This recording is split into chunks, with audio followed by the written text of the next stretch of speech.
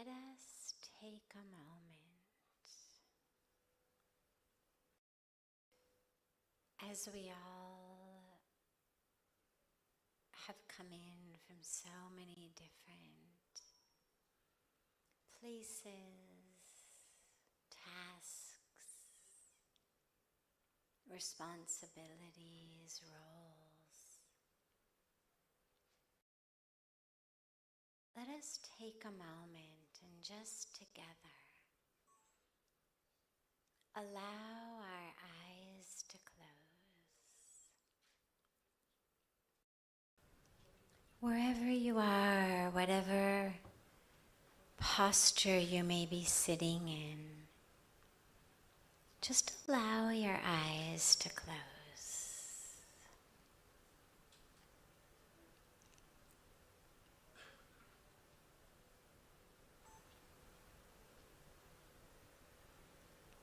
And just allow yourself to fully arrive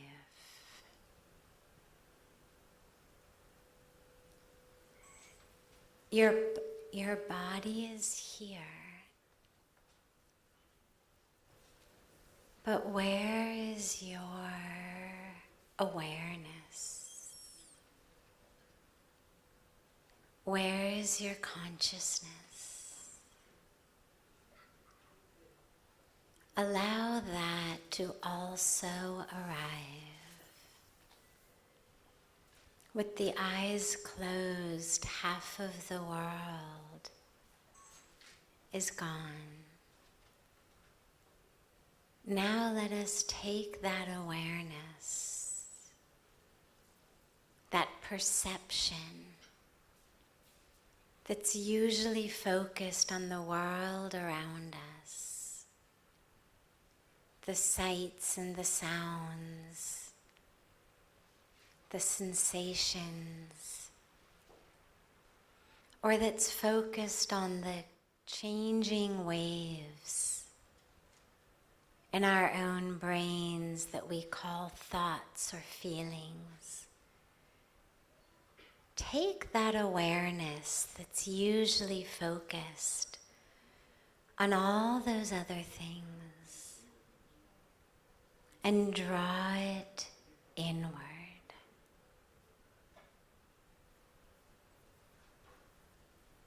Just allow that awareness to pull from being hooked in the world around you to the world inside of you.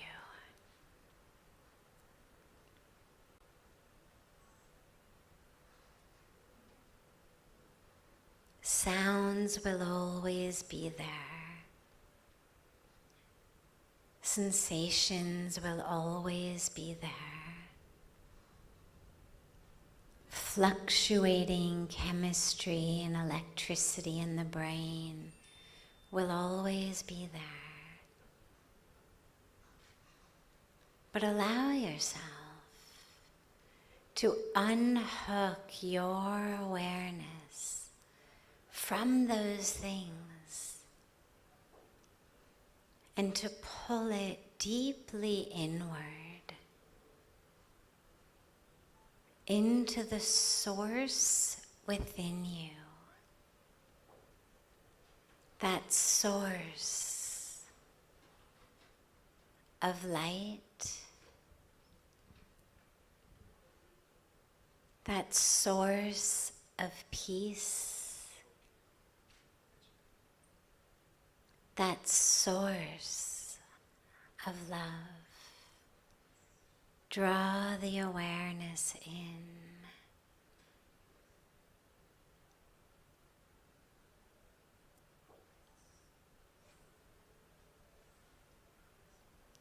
And as you exhale, on each of your exhalations, allow yourself to let go. Just let go of another mask that you wear.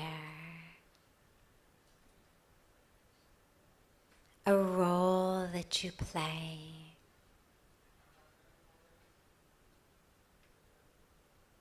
A responsibility.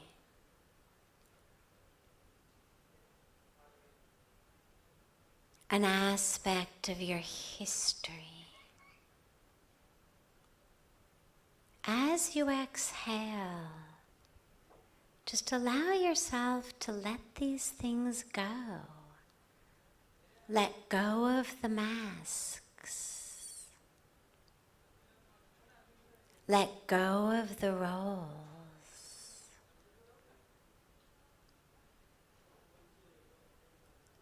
Let go of the stories and the drama, the histories.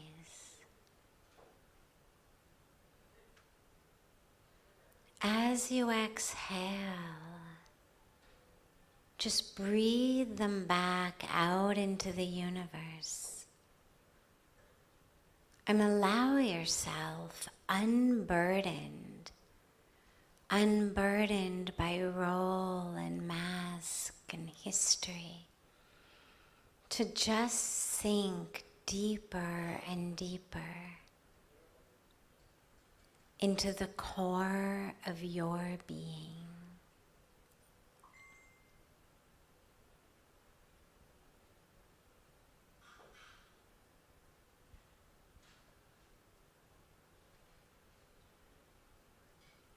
Allow yourself to sink deeper and deeper into that place within you that is spacious, that is still and eternal, unchanging.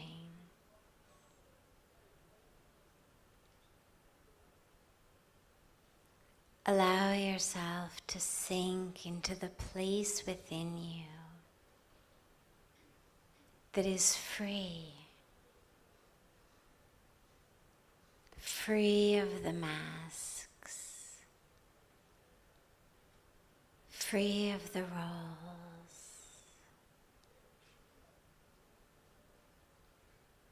Exhale and let go.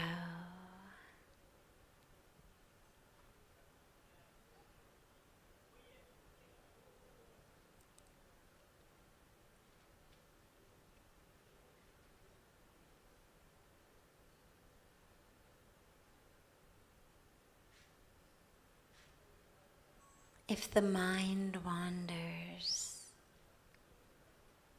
if you get distracted by a sound or a sensation or a thought, don't worry.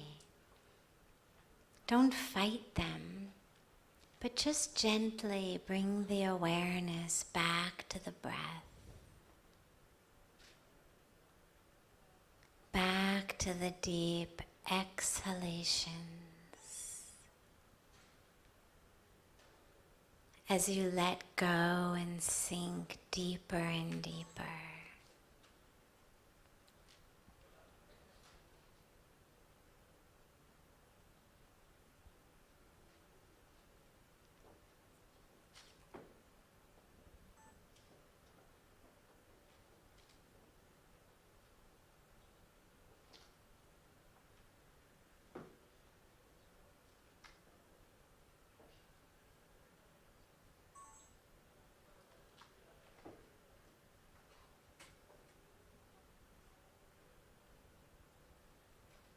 Allow that awareness to stay merged in your breath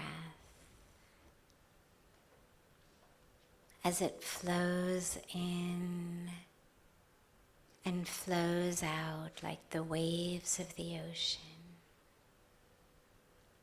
Just allow the awareness to stay merged into it. As the wave of the breath comes in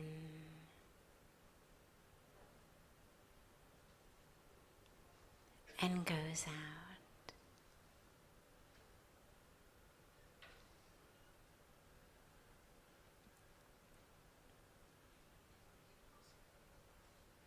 allowing yourself on those exhalations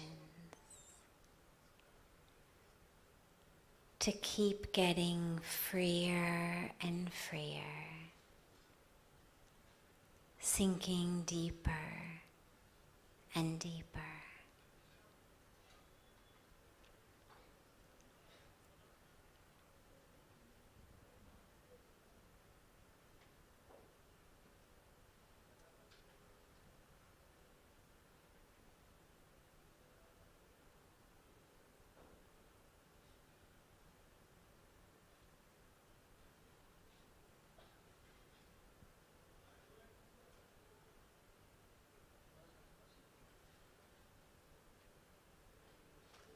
Slowly bring the palms of your hands together at chest level in Namaste and rub the palms of your hands gently against each other.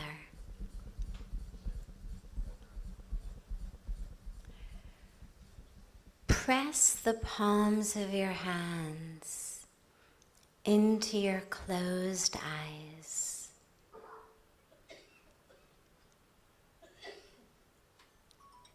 Gently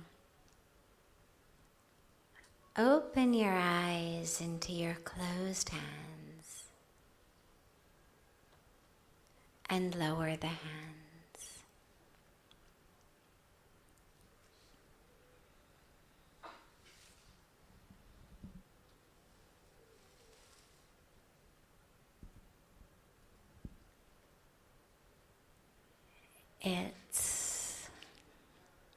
It's such a joy to be with you all this evening.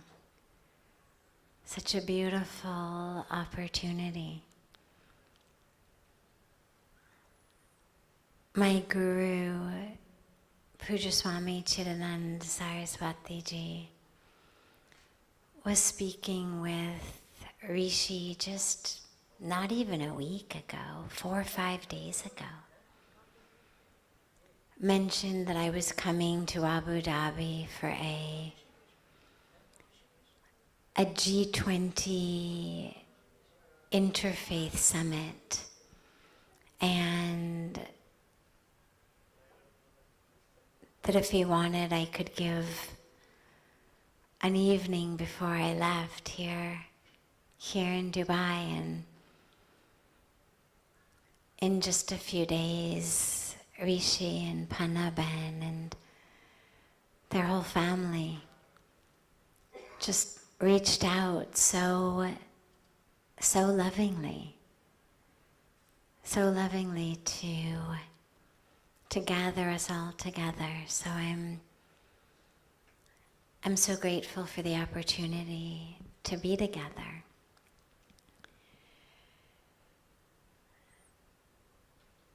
When we talk about happiness, and the flyer for this event that they made, you'll notice it had 2 different kind of titles, and we'll weave them together in the evening, and then we'll open it up to questions and answers as well. But you'll notice it said Hollywood to the Himalayas, or Hollywood to the Himalayas, as we say in the West, but the Himalayas, as we say in the Himalayas. And then it said Secrets to Happiness, Himalayan Wisdom. And for me, those 2 things are one, because I found happiness having come quite literally from Hollywood to the Himalayas. I grew up in California, in Los Angeles, literally in Hollywood. Graduated from Stanford University, was in the middle of getting a PhD in pediatric neuropsychology when I came to India at the age of 25 with a backpack on what I thought was going to be a 3-month adventure trip, just one semester off of my PhD program, and ended up transforming my life and bringing me into a place of actual happiness. Which is funny because most of us these days, if you had to list the places in the world where you think happiness would come, most of the cities in America or the cities in the West are pretty high up on many people's lists of where they would be happy, especially places like LA. But as we'll talk about,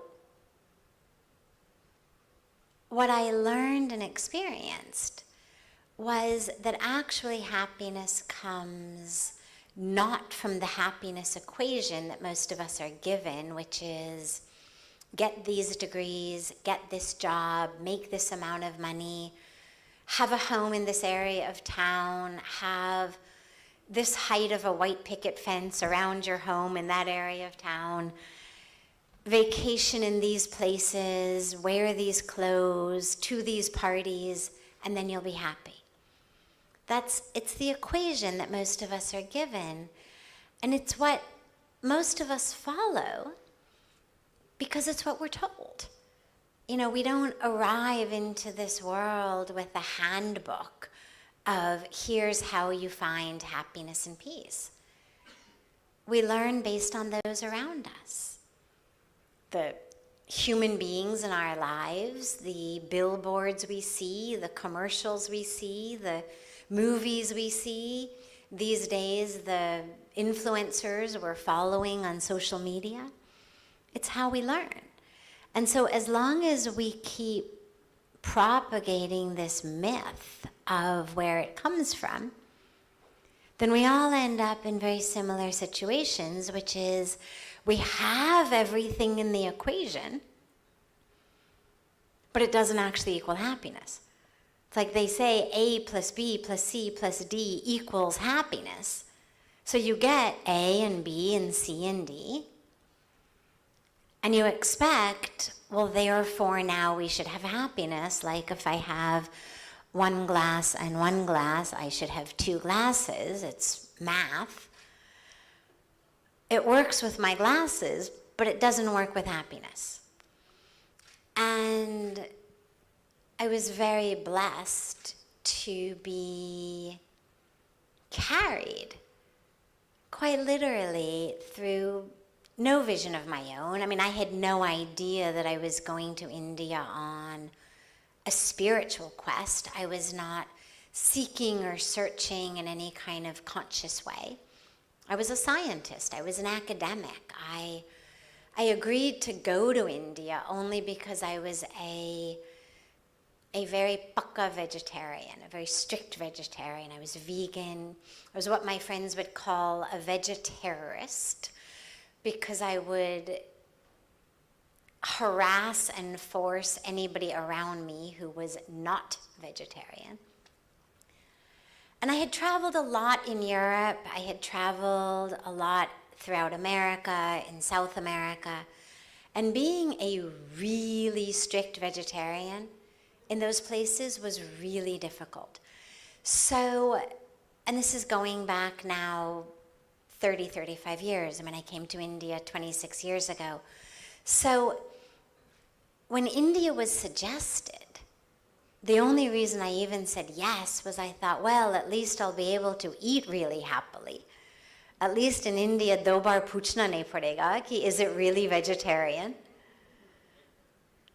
Are you sure there's no eggs and fish in your salad? You know, are you sure there's no chicken broth in your vegetable soup? But divine grace actually brought me into a situation where I found myself standing on the banks of the Ganga River, the Ganges River, having a deep and powerful, unexpected, spiritually transformative experience of presence of the divine around me. It began with looking out over Mother Ganga. But then no matter how I turned my head, whatever I looked at, I was seeing the divine. And I was experiencing the divine in my own self, which was something that had never occurred to me.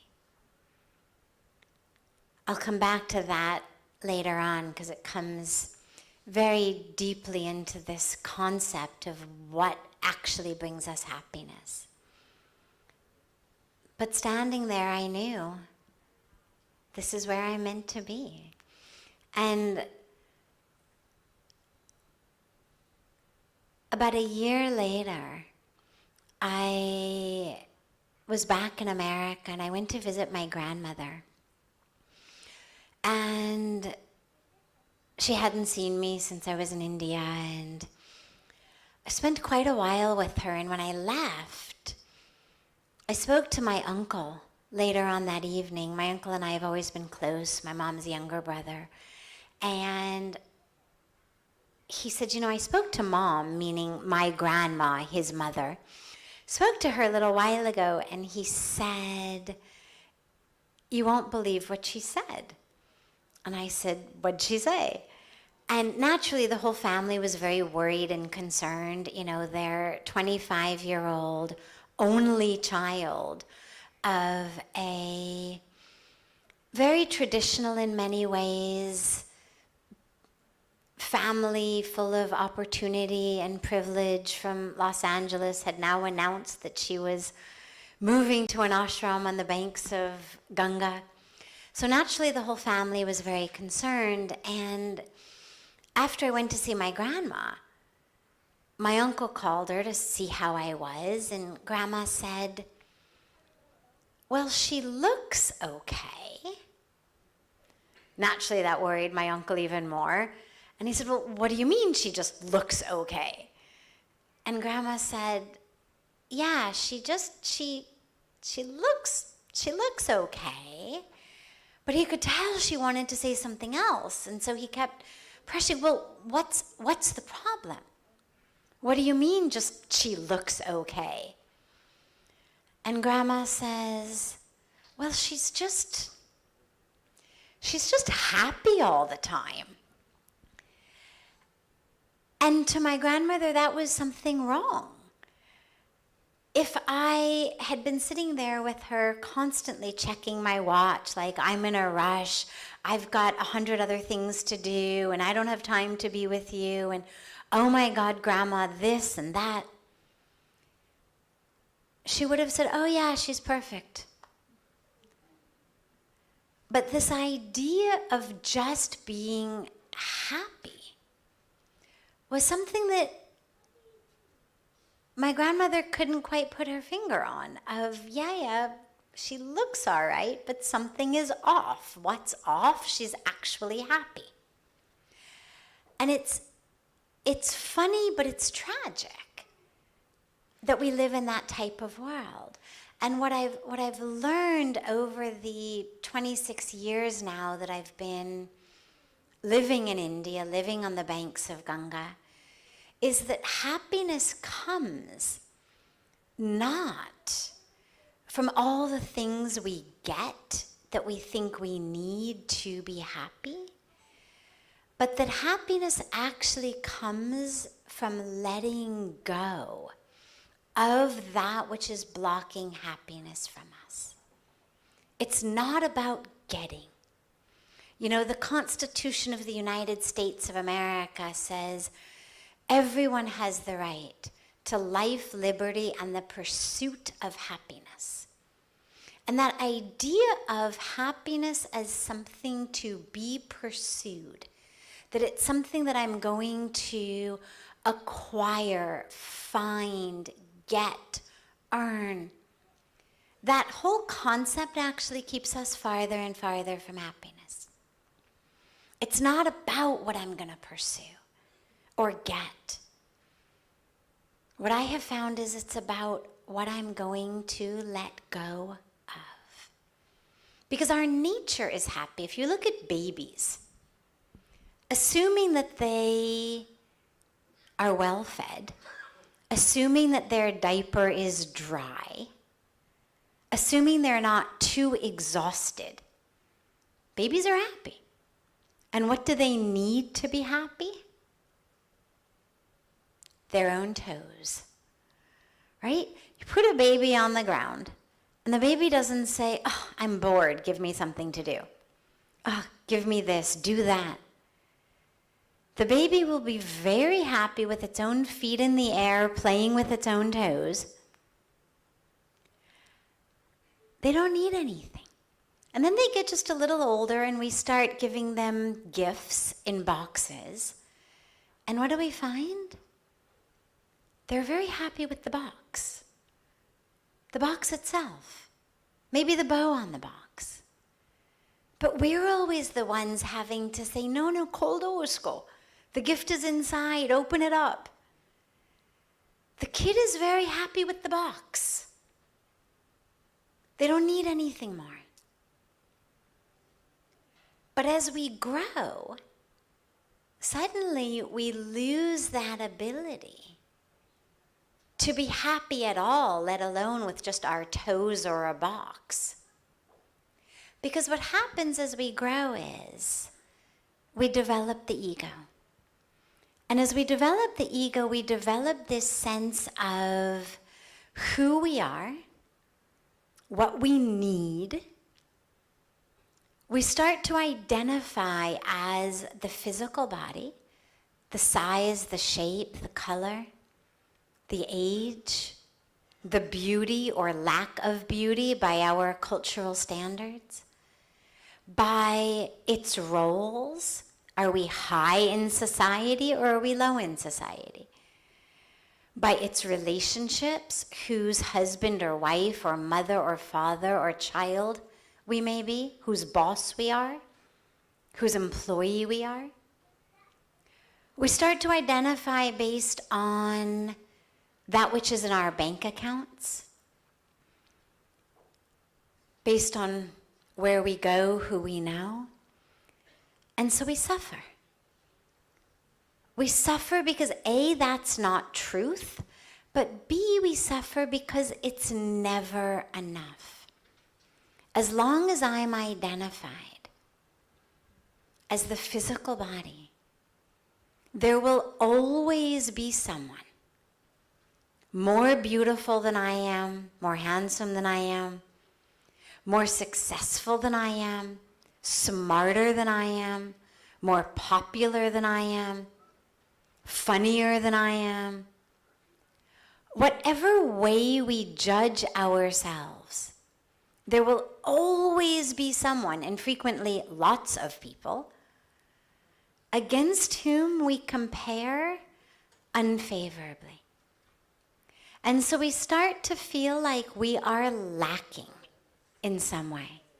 I'm not beautiful enough. I'm not smart enough. I'm not successful enough. I'm not popular enough. I'm not high enough on the career ladder, the social ladder, enough. And so we start to feel like something is missing and lacking in our lives. And this is what I know I was going through. I was only 25. But I always felt like I was lacking in some way. Now, from the outside, you would have said, this girl has it all. Came from everything. All the opportunity, all the privilege, all of everything, financial, education, the right school, the right degree, the right house, the right family, the right this, the right that. But I always felt like there was something lacking in me, that I just wasn't right enough. And this is an epidemic. Whoever you talk to, when you go deeply,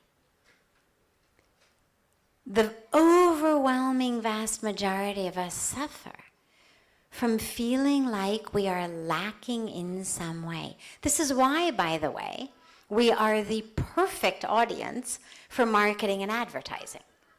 Marketing and advertising would not work if we didn't feel like we were lacking in some way. The entire premise for marketing and advertising is everybody feels that they're lacking. Sell them something that will fill the hole. So for example, if I want to sell you a car, nobody talks about, actual features of the car. If I want to sell a car, what am I going to do? Well, if it's a certain model of car, let's say if it's an SUV, I'm going to have a very attractive man and woman in the front two seats of the car, and in the back seat of the car, we're going to have sweet, attractive children who are singing as the family is going down the road. Now, you think, my God, my kids try to strangle each other in the back seat of the car. It means I need a new model of car. My God, I drive alone. I don't have such an attractive person next to me. I don't have kids in the back seat. I need a new model of car. Or if what I'm trying to sell is freedom, I'm going to give you the convertible. You're going to be alone in it. It's going to be an ad of somebody driving the convertible down a road with nothing as far as the eye can see. The sun is setting. Beautiful, wide open landscape. We're not selling cars. We're selling happy families. We're selling freedom. And if you look at whatever we are selling, my favorite example is things as simple as soap. Now really, does it matter what brand of soap you use? I mean, as long as it's natural, as long as it's organic, as long as it's not like chemicals down your drain, it really doesn't matter. They all make you clean. But what do we do in soap commercials? What do they look like? Beautiful woman lathering up in the shower in the morning. She's singing to herself. Then her equally beautiful husband comes into the bathroom. He's also singing. And they go out of the bathroom together, and their child has miraculously gotten himself out of bed, eaten his breakfast, done his homework, and the three of them walk out of the house together, hand in hand. Nobody has talked about cleanliness or bacteria or body odor.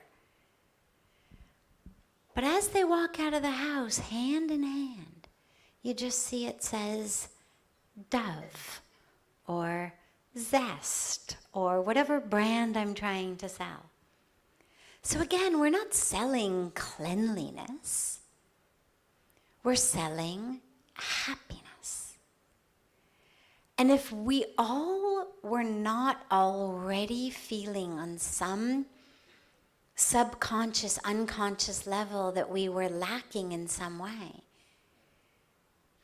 the advertising wouldn't work. It's a multi-billion-dollar industry because everybody is moving through this world with this myth, this tragic lie that we tell ourselves, that our culture is telling us, that we are lacking in some way.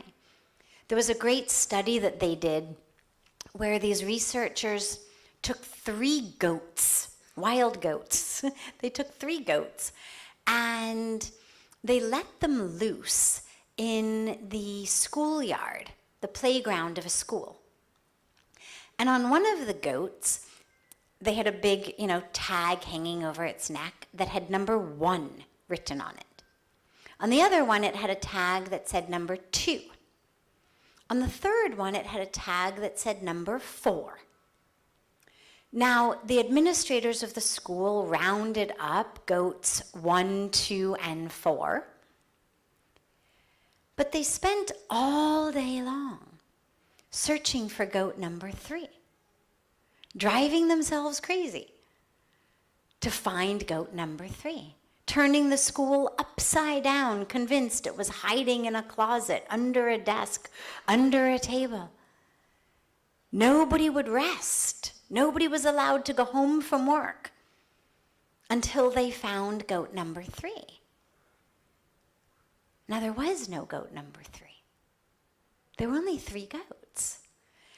Nobody had ever said there's 4 goats. All they had done was very subtly put a number 1, a number 2, and a number 4 on the 3 goats they let loose into the yard. And so everyone assumed there must be a missing goat number 3 and drove themselves batty looking for it. And I love that study because that is exactly what is happening in so many of our lives. There is nothing missing. But we have convinced ourselves that something is missing. And so we are searching in more money, more degrees, more titles, more possessions, more success, more this, more that, looking for something that A, doesn't exist there. I mean, they could search the schoolyard from here until kingdom come, and they're never going to find goat number 3. But even more importantly, not only are we searching for something that's not there, we're searching for something that's not missing to begin with. There is nothing lacking in us. But we've become like Sisyphus, doomed to push this rock up the mountain forever, never actually being able to get there because there is no place to get, but simply tiring ourselves out mentally, physically, spiritually, where there is nowhere to go. And this is why happiness is actually about letting go. If you think about travel, well, travel is beautiful. It's fun, as long as you don't have too much luggage. Right? The more luggage you have, the less fun your travel is. A, you're worried about it. These days, things are getting lost everywhere. It used to be you could get on a plane and pretty much assume that your luggage would reach when you did. Now you can pretty much assume it probably won't, and you'll be chasing it. That's your check-in luggage. Your hand luggage now, there's all these restrictions since 9/11, right? What we can take, how much of it. Travel is still beautiful. It's the luggage that weighs us down. I remember after I had been in India for the first 3.5 months of the semester that I had taken off, Puja Swamiji sent me back to America. He made me go back to finish first that next semester of my PhD program. And I knew I've got to get back to India. I knew I meant to be there. And so instead of signing another 1-year lease in the flat I had been staying in, I moved to a place that was on a month-to-month lease so that I could get out 3 months later after I finished the next semester. And I called Puja Swamiji one day, complaining and exhausted, like, my God, the moving people in the vans and the trucks and the boxes, and it was a horrible day. And he says to me, he says, well, how far away is your new place from your old place? And I said, it's about 1/2 mile or so. And he said, well, that seems really easy. And I said, yeah, but my God, you know, the moving vans and trucks and the guys and the boxes. And he said, so the problem is the stuff. The problem's not the moving. You could walk from one place to the other place in 15 minutes. The problem is the stuff. So whether it's the physical stuff that makes travel not fun, that makes moving, even simple moving, not fun, or whether it's the baggage in our lives, that's what weighs us down. And that's why the first and most transformative message that I was given was let it go. And that's been the mantra that I've given to everyone since who's looking for joy, peace, meaning in life, freedom. It's one mantra. Let it go. I had met Puja Swamiji maybe only a few days earlier. And I asked him a question. He would give darshan, satsang. People would come and ask questions. And I asked him about fear. I always was very stressed, anxious. And I asked him about fear, and he said to me, you fear because you don't trust. And so I gave him my story, my history, which for me was the reasons that I don't trust. My struggles, my challenges, the difficulties I'd been through, the trauma I had been through. We all have our own stories. It was my drama. Here's why I'm anxious. Here's why I'm depressed. Here's why I suffer in this way. And it was something that had always gotten me a lot of sympathy. It was a good story. True story and a good story. But Puja Swamiji looked at me and he said, are you going to take that to the grave? I was 25, remember? I said, God, no, of course not. He said, well, so are you going to let it go on your deathbed? Maybe a month before you die? Maybe a week before you die? And I thought, my God, is he trying to tell me something? Are my days numbered? Am I, about to get some awful accident or something's going to happen to me, a diagnosis? And I said, no, Swamiji, of course not. I'm working with it. I said, I'm working with it. And he looked at me and he said, you're waiting for someone to draw the line. You're waiting for someone to come in and tell you you can be done. He said, no one will. It's up to you. You can carry this anger, carry this pain, carry this grudge to your grave, to your deathbed.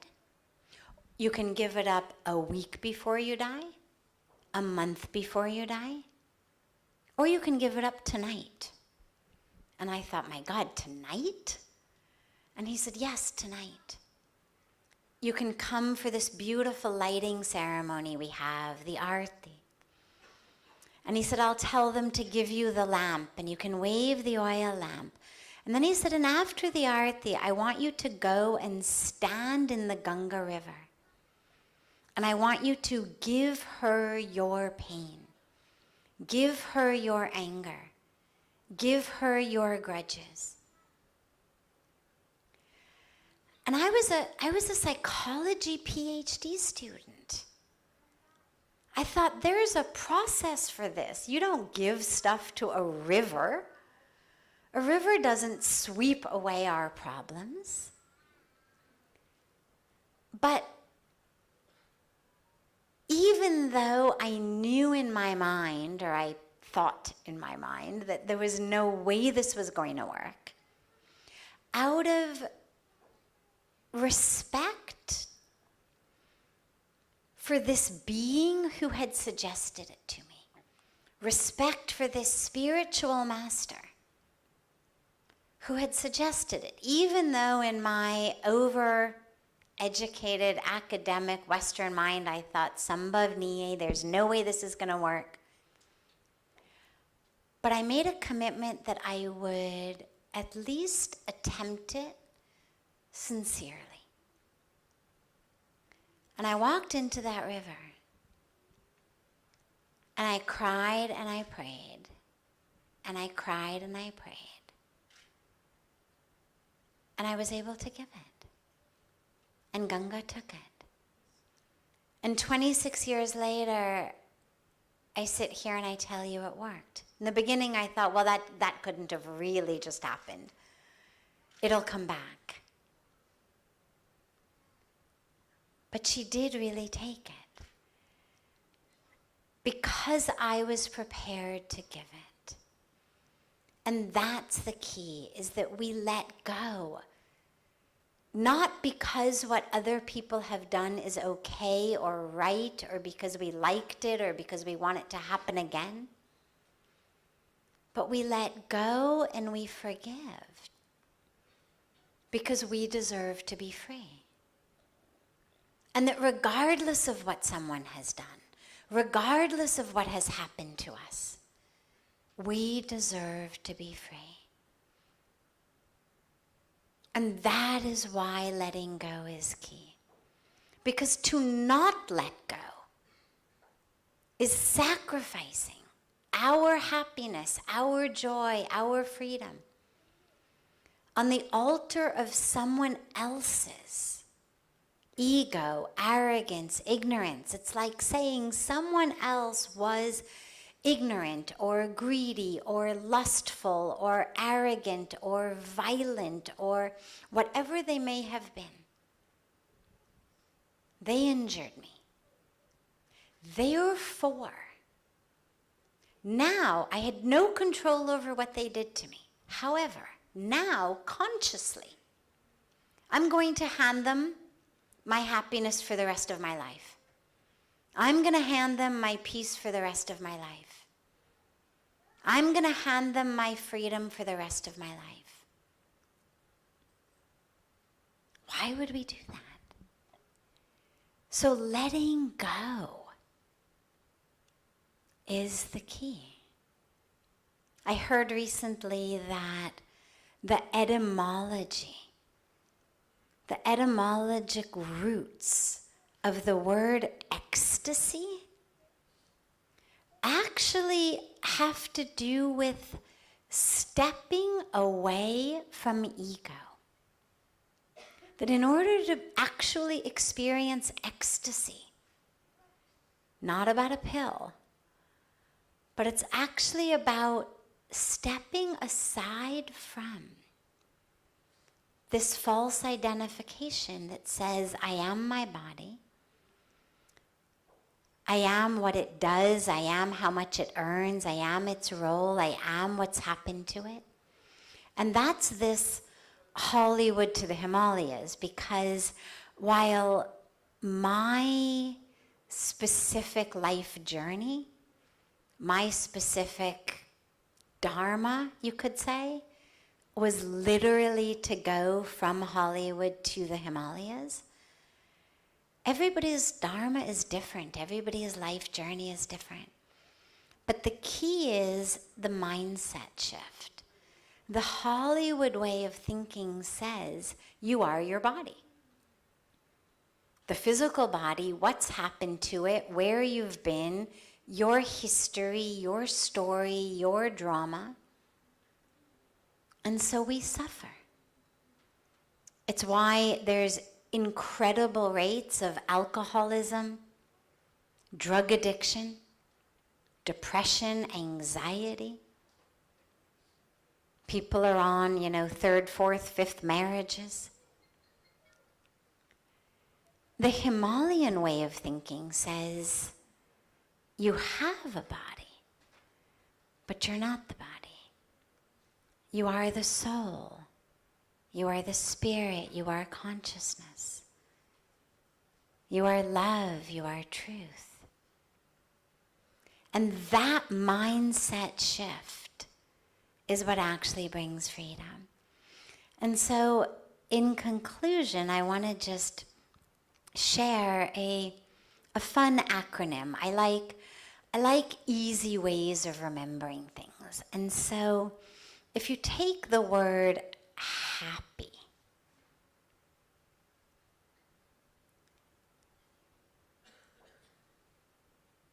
and we take the H of happy.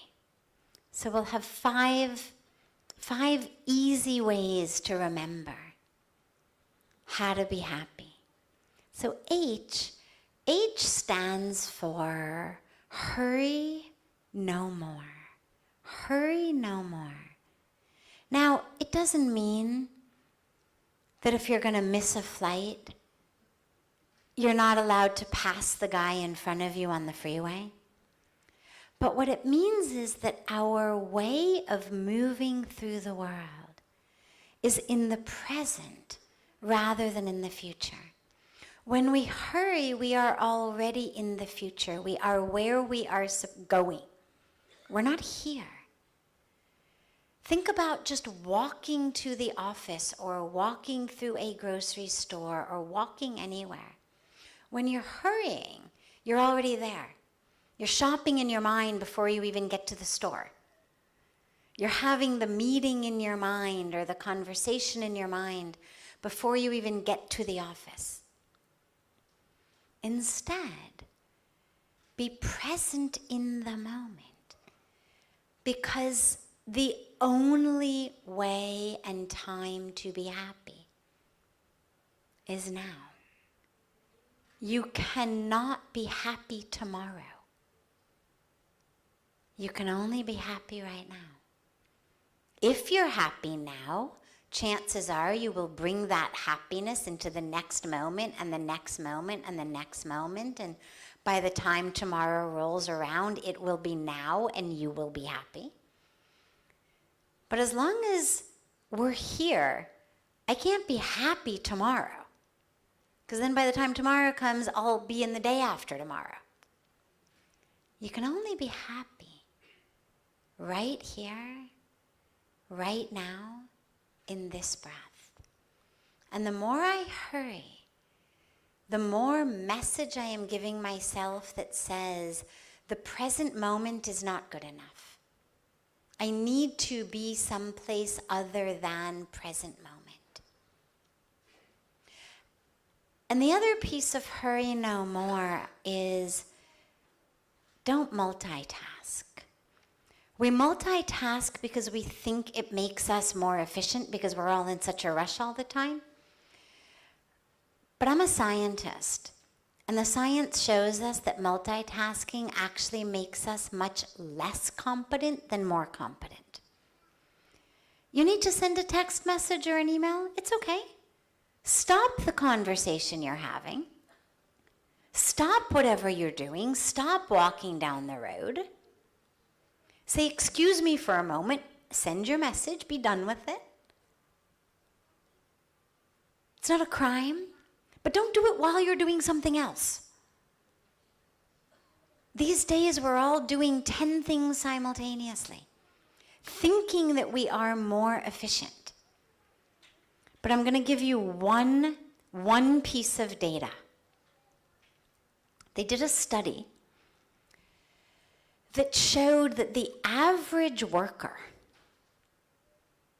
in the average workplace in the United States, but I imagine that it's very similar for all of the developed world, the average worker gets exactly 3 minutes on average at a stretch in between being distracted while they are working, whether it's a beep or a bing or a light or a vibrate or some other notification or simply a human being calling them or leaning over their cubicle to talk to them. 3 minutes without being distracted. Now, Part 2 of that data point is, in 1 hour of work in which you are interrupted every 3 minutes, your IQ points drop by 10 points in 1 hour. In 1 hour, you are 10 IQ points on average stupider than you were an hour ago. Now, the last piece of this data is, if you didn't do any work at all, and you simply sat at your desk and you smoked marijuana, you took drugs instead of working, you would be 5 IQ points stupider at the end of the hour. Now, what that means is something really scary. Our way of living and working is making us stupider than if we actually sat at our desk and took drugs. So not only is it not making us more efficient like we think it is, but it's actually making us stupider and less efficient than if we did nothing at all but smoke drugs. So hurry no more. Be in the present. You can still be efficient and effective. Nobody's saying you have to move in slow motion. But you do one thing at a time. And you stop the hurry, which leads to stress. Because stress is the greatest killer of our mental peace, of our physical health. Ask any doctor. We've eradicated that which was killing us from bad water, bad hygiene, rats, the mosquitoes, the things that were killing people across the world last century. We've eradicated them. That which is killing people today, in so many cases, is either caused or exacerbated, deeply worsened by stress. So hurry no more. That's H. And then A is awareness of karma. Because one of the things that makes us unhappy is we see things in a very narrow viewpoint. Why this? Why me? Not fair. And by being aware of the way that karmic threads weave into each other, we're able to have a vaster vision of the entire tapestry. If you take, for example, I won't go into the whole story, but if you take, for example, the Ramayana. Now, people look at Lord Ram. Why would this happen? This is the embodiment, the epitome of righteousness. I mean, let's say even for a moment that we're not looking at him as God on earth, but just as this embodiment of righteousness, integrity, honesty, goodness. What happened was incredibly unfair. And yet, if you go back to the story of Shravan Kumar and King Dashrath, his arrow hitting and taking the life of Shravan Kumar in the forest, and Shravan Kumar's parents cursing King Dashrath that he would die of a broken heart at the loss of his son. Now, he had no sons. He had no offspring. But because Shravan Kumar's parents had cursed him such, well, now the universe had to make it happen. Suddenly children. But when we look at what happened with Kahikeyi, and we look at King Dashrath, and we look at Bhagwan Ram,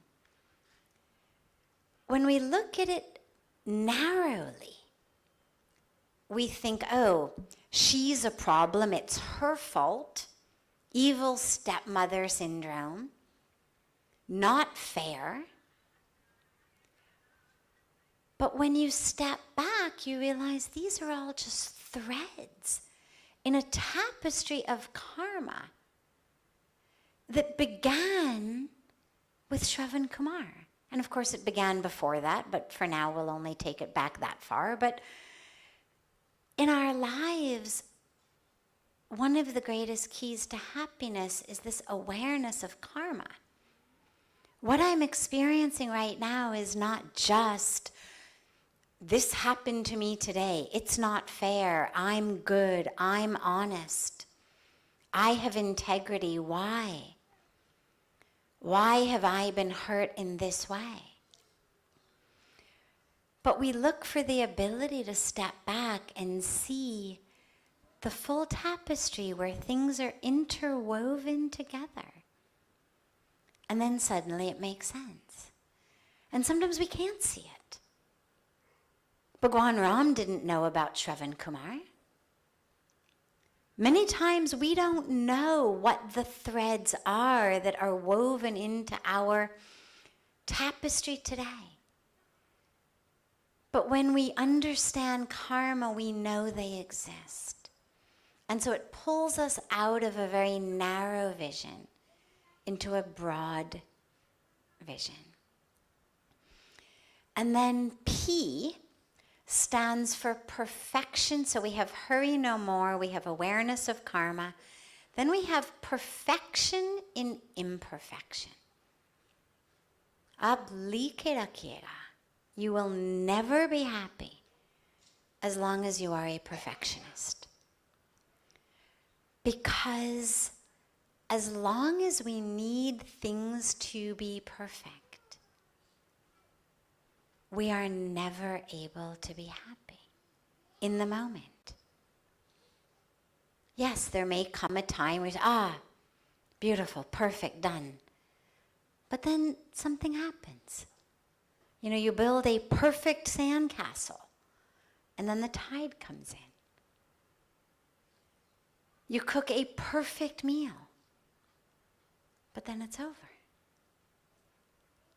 As long as we are anchored in a need for perfection in the external world, we'll never be happy. It doesn't mean be lazy. It doesn't mean be complacent. But it means recognize the perfection in imperfection. A rose with some dried up petals is no less perfect than a rose without dried up petals. You know, I'm very, very committed to organic, and especially organic agriculture. And one of the funny things about organics, if you go to a grocery store where they sell organic things and non-organic things, is you'll see, for example, the non-organic apples are the really beautiful ones. They're shiny, they're round, they're big, they're bright. And the organic apples are much smaller. They're not usually round, they don't glisten in the light. Because they're natural. Things that are natural are perfect when we are able to see perfection in them. And so when you look at nature, and then you look at yourself, and then you look at your life, and then you look at people around you, see the perfection in them. Instead of expecting people to be different, instead of expecting that an apple tree should become like an orange tree, or a green apple tree should give you red apples, recognize the perfection in the diversity, in the variation, in the differences, that perfection in what we initially, some will be darker, some will be fairer. In the same way that a fruit orchard or a flower garden has all sorts of different colors and shapes, sizes. See perfection everywhere. And then the second P is praise and appreciate. And really what this means is be grateful. Because gratitude is perhaps the number one key to happiness. Most of us think, first I'll get what I want, then I will be happy about it, and when I'm happy about it, then I will be grateful for it. But actually it goes the other way. All of the research, all the science shows us that it's not we become happy, then we're grateful. We become grateful, and that gratitude brings happiness. It's one of the most powerful paths to happiness. So start a practice of gratitude. Every morning before you get out of bed, think of 5 things you're grateful for. 5 things. If you can think of more, think of more. Just 5 things. Do your eyes open? Are you able to see out of them? Do your legs work to carry you into a bathroom? Do you have water that comes out of a tap when you turn it on? Is there food somewhere on your table, in your cupboards, in your refrigerator? Is there someone in your bed, in your home, in the world, who you love and who loves you? Are you able to worship God however you want? Are you able to love however you want? If so, you are more fortunate than the top 1% of people on earth. So develop a gratitude practice. Morning and night, super, super powerful practice. And lastly is the why, which stands for you first. You first. Meaning, give to others, serve, help others. From the field of psychology, we know that one of the best antidotes to depression is volunteer work. Help others. Serve others in whatever capacity you have. We know that giving actually makes us happier than getting. Across every board, in every study, every bit of research, those who give, and they've done studies, they did just simple, great studies. They took, classrooms full of students, and they gave everybody $20 or $50. Half of them were told to spend it on someone else. Half of them were told to buy something they wanted. And when they came back, they took happiness scales. Those who had been told to go off and spend the money on someone else came back significantly happier than those who had spent the money on themselves. So we know that giving makes us much happier. And I don't mean you can't take for yourself. But when you're looking for happiness, think you first. So hurry no more. Awareness of karma. Perfection in imperfection. Praise and appreciate. And you first. And lastly, of course, even though it doesn't fit the acronym of happy, meditate. Puja Swamiji always says, meditation is the best medication for all agitations. It's what brings us in touch with that source within us of happiness, of peace, of joy. So you can think of it as happy, I am. Happy, I meditate. So meditation makes me happy. So now you'll all be able to take those and remember it. And as you move through your world, just see each day, how can you bring those into your life? And keep remembering to just let go. Exhale, let it go. Exhale and let it go.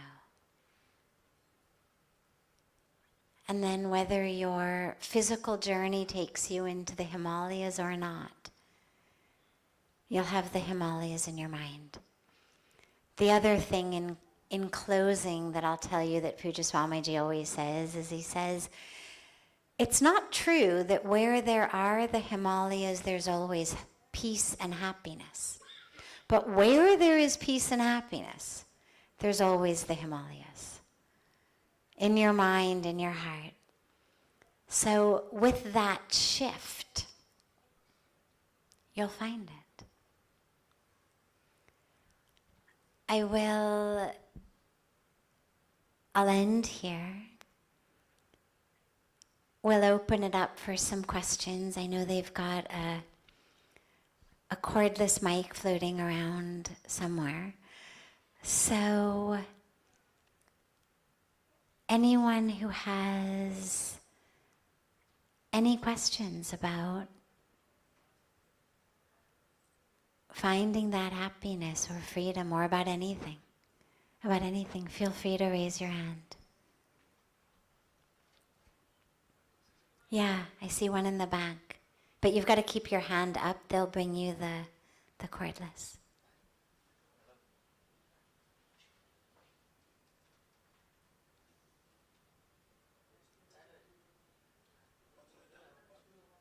In the meantime that it gets to you, why don't you just stand up and come closer so we can hear you?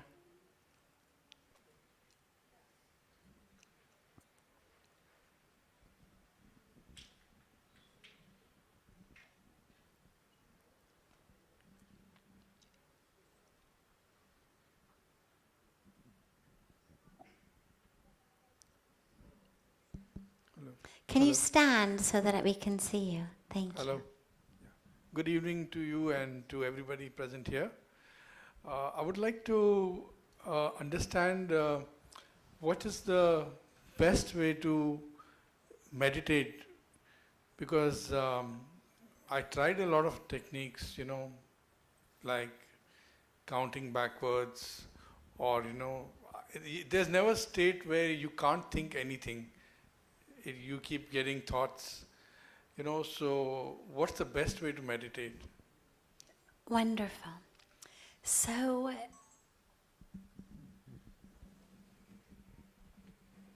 there's no one best way. The best way is what works for you. I always say there's no right way to meditate. There is a wrong way.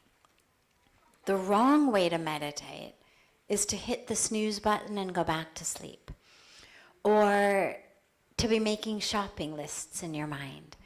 But as far as the best way or the right way, I wouldn't advise counting, because it's great to go to sleep, because it certainly quiets the mind. But in meditation, the goal is not just to quiet it, but to create space. And if my mind is full of counting and numbers, then A, I'm stuck in my mind because I need to keep counting, and B, it doesn't create space. So the methods that I would recommend are methods where you are drawing the awareness to your breath. So you do want to give the mind something to do, but I wouldn't give it something quite so mental to do, like counting backwards that actually requires mental thought. Let it simply watch the breath. Just literally merge that awareness into your breath. And you can do that in a lot of ways. You can bring awareness to the breath as you literally breathe in. Can you feel it on the tiny, tiny, tiny little hairs that are just under your nose? Can you bring enough awareness to feel it going in? Can you feel it as it fills you? Can you feel it low in the abdomen as you inhale? Can you feel it moving through the body? Feel it as it exhales. Just total absorption of awareness into the breath. You can also do it open-eyed. You can watch a candle flame. You can look at an image of the divine. You can watch the flowing waters of a river. And if you're one of those, like so many of us are, whose minds are still active, you can give it a very simple mantra, like so hum. It's a very simple, very beautiful mantra. You chant so as you inhale, and hum as you exhale. And what it means is, I am that. So hum. I am the capital T that. I am one. One with the universe, one with the creator, one with the creation. So you can add that mantra to it as well. And what you find as you do that is eventually the breath becomes very, very still. The mantra starts to kind of chant itself. And your awareness just becomes very, very, very spacious. And into that spaciousness flows experience, flows awareness, connection, knowing. So try that. Other questions? Yeah, right here.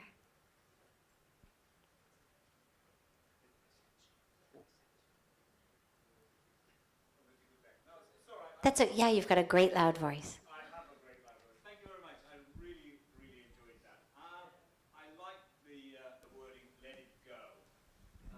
Both physically and the baggage we carry throughout our lives.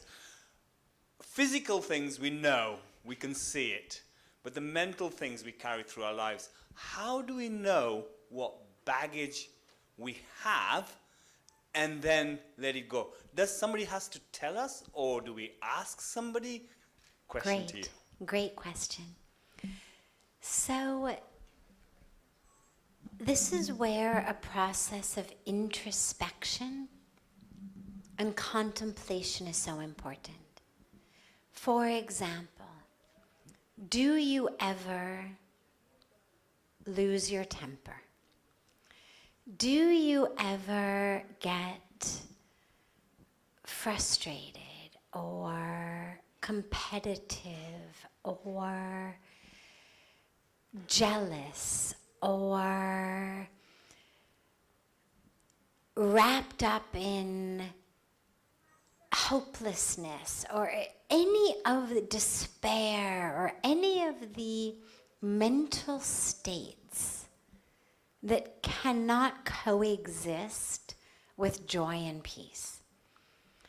And if you do, then it's a signal that there's still some stuff we need to work through, like, okay, so someone didn't do what I wanted. Why does that upset me so much? What's my attachment to them doing what I wanted? Okay, if you put 10 people in a room, we saw this in COVID, put 10 people in a room, one person is sick and sneezes. Now, it's not that all 10 people are going to get sick. Couple will get sick. Couple maybe will get very sick. Couple will maybe get a little bit sick. And a few people won't get sick at all. Because they've got different immune systems. In the same way, put 10 people in a room, one person says something or does something. And a couple of them are really upset by it. Kya samajhte aap apne aap ko? Like, how dare they? Couple people are like, yeah, that was obnoxious, but chalo chodo to hai aisi. And a couple people are like, huh, what? Didn't even notice. Didn't even notice that someone had done something or said something obnoxious. Not because they weren't paying attention, but because that wasn't a trigger point for them. That wasn't the type of thing that triggers them. And so the way to look for your baggage is to ask yourself, where in life do I feel heavy? How do you know if you're traveling through an airport with baggage because suddenly your back is killing? Your arm is killing. You know, oh my God, this suitcase is too heavy because my arm hurts. In the same way, ask yourself in life, what hurts me in life? What are the places that I don't feel really free, really joyful, really peaceful? And then go deep. What is it about those situations, those people, that's triggering something in me? Because it's very easy to blame other people. Well, of course I'm unhappy because you did this. But that doesn't get us very far. Not psychologically and not spiritually. And so we have to go deeper. Why is it that people just do what they do? They're people. Why is it that bothers me so much? Why am I unable to be in peace? Until and unless someone does this, says that, why? And that'll give you a little bit of insight into it. Another good way is to ask people like your wife and kids. Because they're the ones who see you at your moments of unconsciousness. When we're around others, we tend to be kind of on our best behavior. We're very conscious. Am I using my best table manners? There's nothing in my teeth. Is my posture good? I'm using the right words. But when that consciousness isn't there so much, when I'm on more of my subconscious autopilot, that's when these sorts of things start to come out. And so if you're not sure, if you don't notice that you feel troubled, ask them. And the last way in would be, do you find yourself ever wanting to or actually doing it? Turning to things like alcohol, drugs, food, Facebook, shopping, because you are frustrated, upset. That it's not that you're shopping because you need something, but it's that you are upset and so you're having shopping therapy. It's not that you're eating because it's lunchtime and you're hungry. It's you're eating because you're having eating therapy. If you are turning to things to numb the emotions, that's another very good signal. You know, when people say, I need a drink, or I need a chocolate cake, or I need to just, whatever our thing may be, that's another good signal that there's some baggage that I'm not looking at. Because I'm trying to distract myself, numb myself. Good evening. My name is Shailesh Chasani. Everyone can see me. Very well explained, and we are fortunate to hear you all these things. We have heard many definitions of the happiness, like money cannot buy happiness. Happiness is a state of mind. Happiness is within you.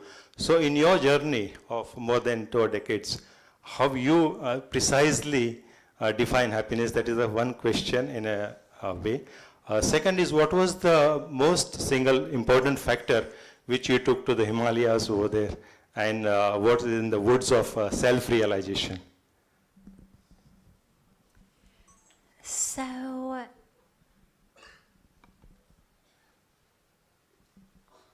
if I had to sum up all of what I know about happiness in one line, it would definitely be letting go. That happiness is not about what I get, but it's about what I can let go of. It's not about what I have, but it's about how I feel about what I have.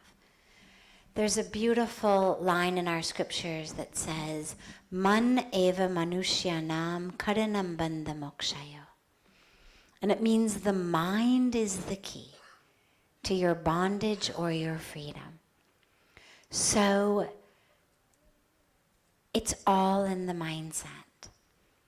And for me, it's all been about letting go, because happiness is our nature. So we let go of that which blocks us from it. The one piece, if you say one piece of best wisdom from the Himalayas, it's hard because there's been so many. I wouldn't say there's been one best piece. I think for me, the best piece has been about connection. Connection as key.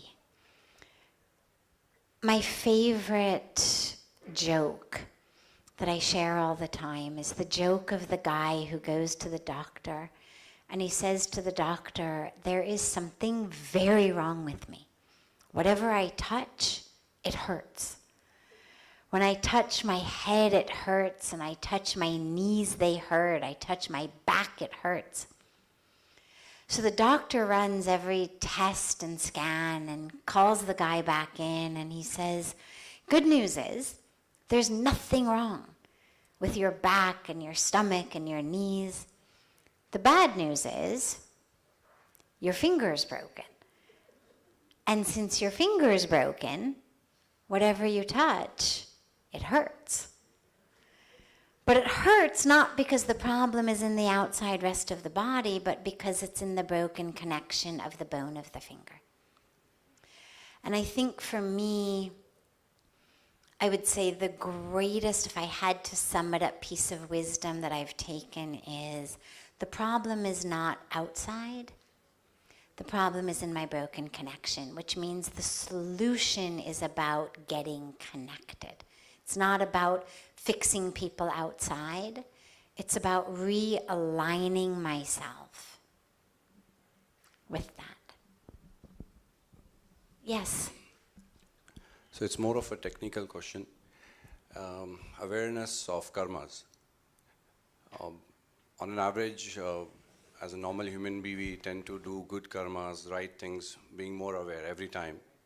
But we are served with sufferings most of the time, and we don't find answers. And we have been told, okay, this lifetime you are doing good karmas, but maybe it's from the past lifetime. So how we justify this theory, and is there any way to find out that path where these karmas are, we have done these karmas in past life, and these methods are true or authentic? Is it proven? Yes. Let's say the past life regression theory, for example. Yeah, I wouldn't worry too much about that, you know.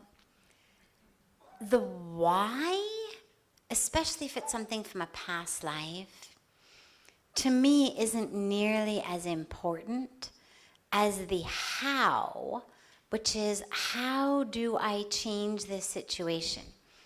the exact why-ness of why I am facing it, if it's not obvious and apparent. We have the awareness of karma as in, yes, okay, there must have been at some point, either this life or past lives, a thread that has led to this. But rather than going through all the regressions to see what it was, I mean, you can't rewind life anyway, you can't redo it anyway. Instead, ask, how can I come out of this current situation? And that takes us to a very important piece about karma, which is karma is not a system of rewards and punishments. Karma is not like Santa Claus. You know, we've taken this very Western sensibility of he knows if you've been good or bad, and therefore you're going to get presents or not. And, you know, that there's somehow this white-bearded guy keeping a list, and based on what you've done, you're going to get. Karma is not a white-bearded guy with a list. Karma is a law of nature that has nothing to do with rewards and punishments. If you plant an apple seed, you're going to get an apple tree.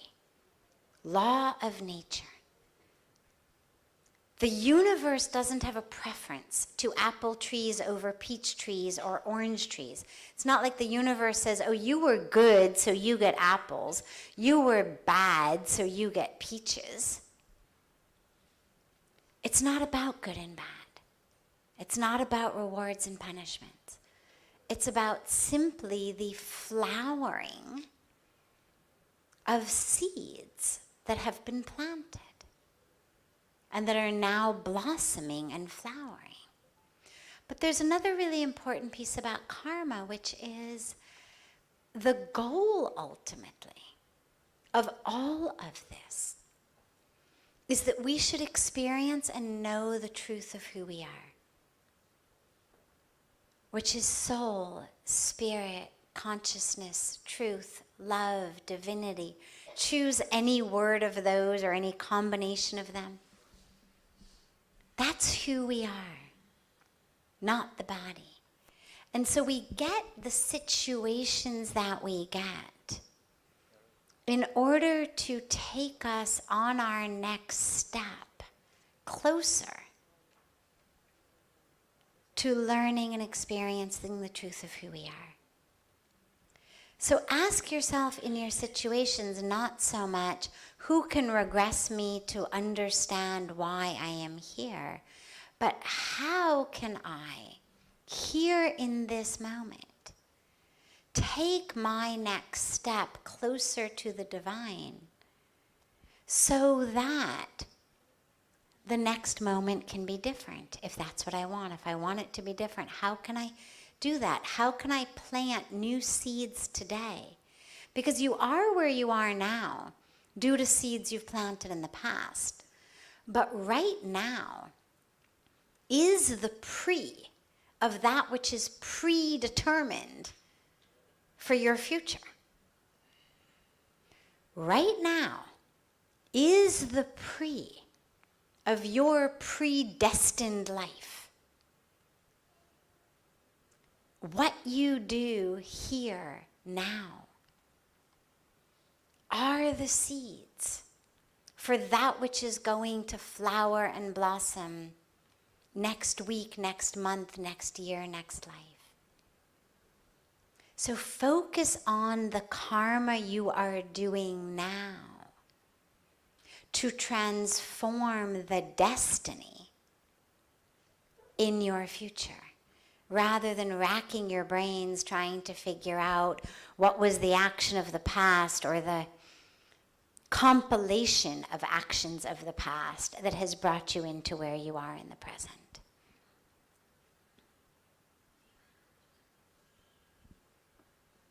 Beautiful. Yeah, we'll take one more question in the back. Hi, namaskar, good evening and greetings. I actually have one question, rather it actually is to split into two actually. The first one starts with the concept of understanding how do I identify a real master?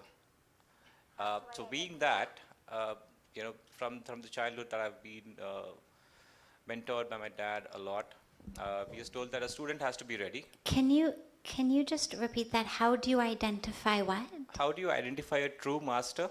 Ah, Yeah, because my dad has mentored me to the point where I was told that a student has to be ready and he has to have a lot of, what do you call this, practice to be put in to get the right master. And if you look at that way, everyone is a master in its own field, and you never know what field are you entering into. So the subject goes to the very deepest concept of understanding how do you realize that this is the master that you're looking for, and how does the master look for you, because the seeker has to seek, and what you're seeking is also seeking you back. So that's one part of the question. The second part of the question comes into the part where there are 5 attributes in which 2 attributes happen to be dominant and 3 are always lost. So this question, if it's not answered, it's fine. But the 3 attributes that are lost are disappeared from nowhere because they were never existing at all. So how do you actually accept the reality that they are no more there with you? So these 2 questions, please. Thank you. so in terms of the true master, it's important to figure out what is it you want to learn. If what you want to learn is mathematics, physics, biology, medicine, engineering, well, I would say find people who are very, very, very successful in those fields, who you deeply respect, who seem to know a lot, and ask them who they learned from, who taught them. But if what you're looking for is deep spiritual wisdom, then we're not looking at fields. Fields are for teachers. And a teacher can certainly be a master. Somebody could be a master physicist, a master in Shakespearean literature. I mean, you could be a master in a whole bunch of different fields. But when you're looking on a spiritual level, then it's not so much about fields, because spirituality is much more about the nature of inner space than outer space. So all of these other areas are things that are outer space. I don't mean necessarily outer space as in beyond our atmosphere, but outer as in here, in the outer world. So whether it's a master in sewing my clothes, or a master in beautiful mala making, or a master in technology that's made this amazing thing that through which my voice comes out and you can hear it. This is mastery in the outer world, in outer space. And there's different aspects.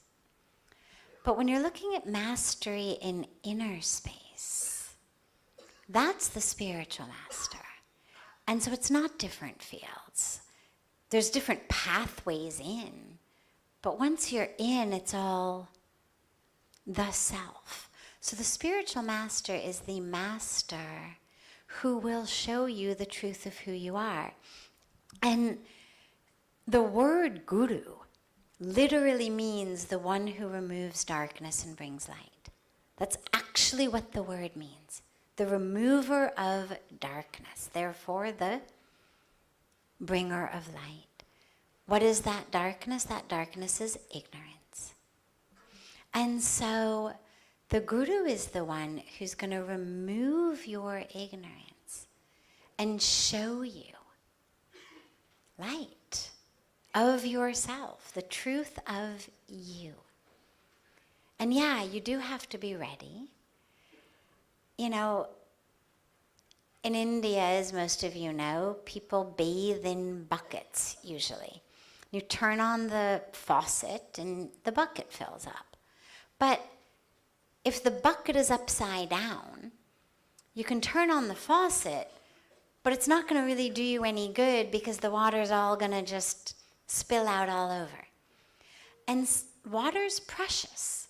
And so if I were water, or I were the water company, I would want to make sure that we were only giving water out of faucets where people actually had buckets that were facing the right direction so that the bucket would get full rather than the water spilling out all over the floor. So as a student, as a seeker, as a disciple, being ready essentially is, my bucket's facing up, meaning I'm ready to receive. I'm open. I'm ready.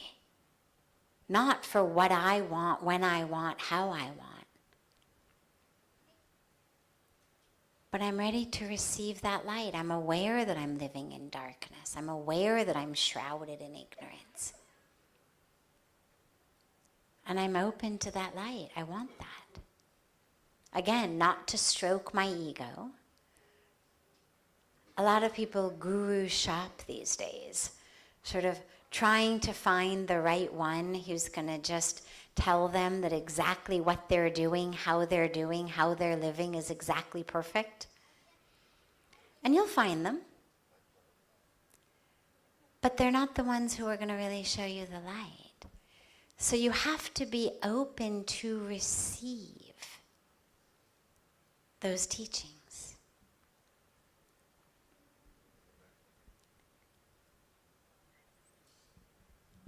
I realize we could do this all night, and we'd love it. But it is a working night, and you all still have prasad to have. So I will end it here with deep gratitude to Rishi, to Panaben, to their entire family and all of those who came together to help them on such short notice to bring us all together here. And deep gratitude for this beautiful opportunity to spend time together with you. And also with an open-hearted invitation to all of you, whenever you come to India, come visit us in Rishikesh on the banks of Mother Ganga, in the lap of the Himalayas, and have that divine experience. We do have books that Rishi will be giving out and distributing. We've got hopefully enough for every family to have one, of Hollywood to the Himalayas, a journey of healing and transformation, my memoir. And I really look forward to your thoughts as you read it. So share them with me, send them to me by email. We've got cards that have my email address on them. Email me how it's impacted you, how you've thought about it, how you feel. I wrote it for you. Writing a book is not something that happens overnight, and it's been a beautiful blessing to do so in order to be able to bring that healing and transformation to others. So I really do want to hear from you. So send it to me by email, post it on our social media, whatever's easiest for you to share your thoughts, however it's easiest. But do let us know, because I would love to hear from you. And when you're going to come to India again, just send us an email, contact on social media, whatever is easiest for you, and come home. The doors and the arms and the hearts are always open and always there to welcome you all. And it's been so beautiful to be together. And if you have questions that we didn't have time to answer, feel free to send those in by email or by social media, again, whatever is easier for you. I know we have different generations who communicate in different ways. Either way, and we will take those questions up in our evening satsang in Rishikesh. I do a satsang each evening after the Ganga Aarti. It's a beautiful privilege and opportunity. So we always start with a question that comes in advance. So feel free to send those in, and we will take up your questions from the banks of Mother Ganga. And have a beautiful, beautiful, beautiful rest of your evening and days until we are together again.